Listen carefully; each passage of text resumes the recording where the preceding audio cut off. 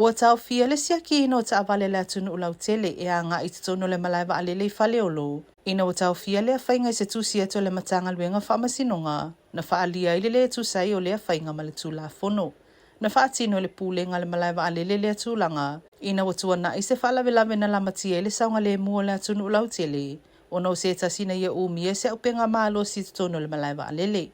Ma na whaatino ina le sia ki ino ta avale tangata lau tele. E a ngā i te tono le malaiwa a lele. Peta iwa tau fia nei le whainga. Maolo iai fo ile ofisa o leo e whaafsanga i male malaiwa a lele. E ono tā pā mo se fsosoani pe atula i mai se whaalawe. Ua whaalia le komisino leo ia au pa aulongo i tino Filipo le atunuu. Ina ia no fo utama wavelongo le ofisa o leo pe a mawani whaamatalanga i se ali e ingo ia to ese tu uanga po ese tu uanga. Olo o masalo mielo na a fia le whaalawe le malaiwa a lele i whaleolu.